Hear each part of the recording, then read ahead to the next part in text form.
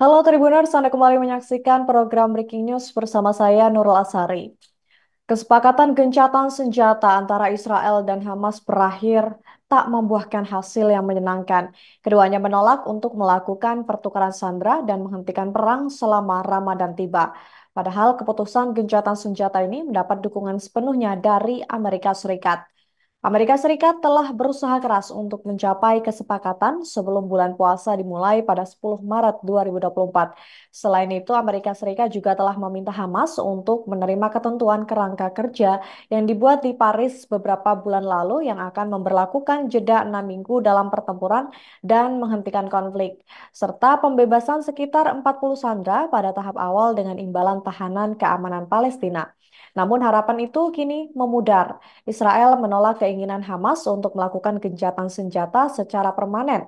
Sebagaimana diketahui, Israel Hamas sebelumnya telah melakukan negosiasi mengenai gencatan senjata selama 3 hari sebelum dimulainya Ramadan.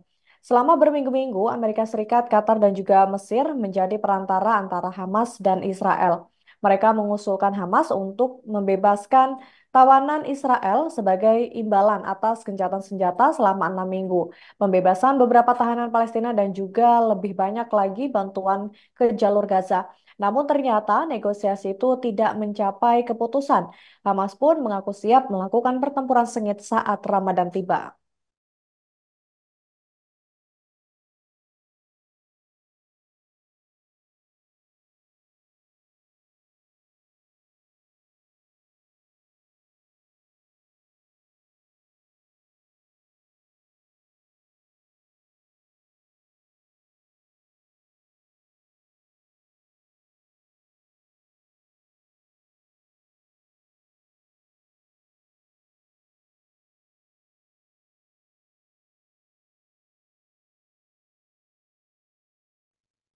Pertempuran sengit antara pasukan pertahanan Israel atau IDF dan juga Hamas masih terus berlanjut hingga saat ini.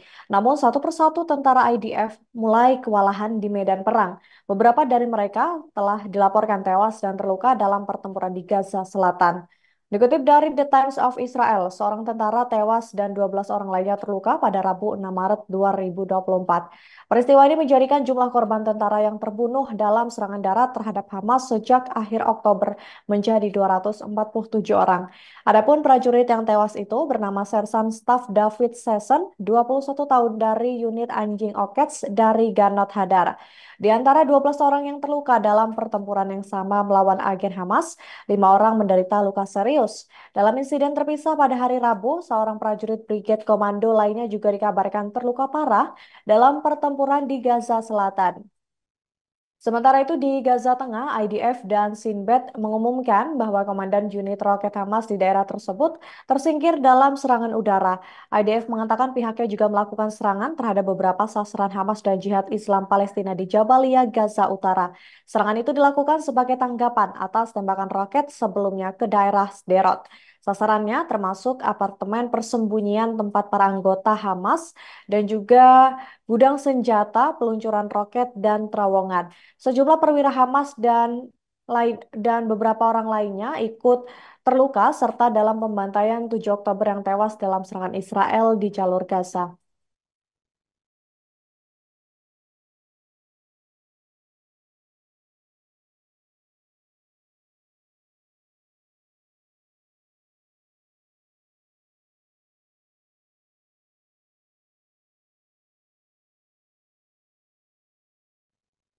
Sejak perang Israel-Hamas meletus, kelompok Hizbullah di Lebanon terus melancarkan serangan di perbatasan Israel-Lebanon, dan serangan itu dilancarkan Hizbullah sebagai bentuk solidaritas terhadap warga Palestina di Gaza yang tengah digempur oleh Israel.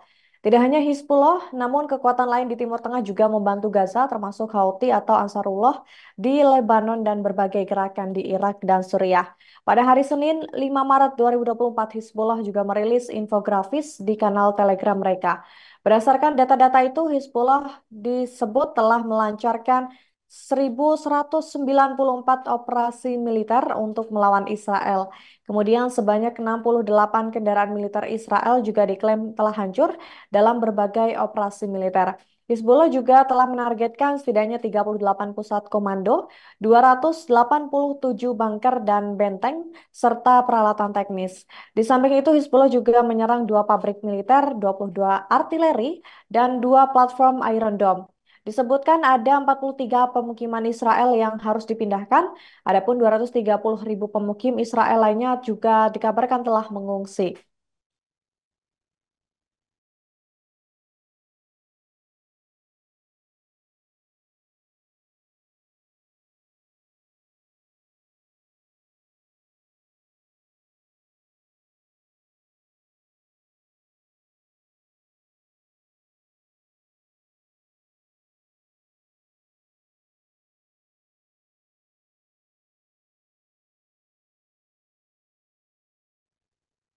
Demikian breaking news pada hari ini. Saya Nurul Sari dan tim yang bertugas pamit undur diri. Terima kasih atas kebersamaan Anda dan sampai jumpa.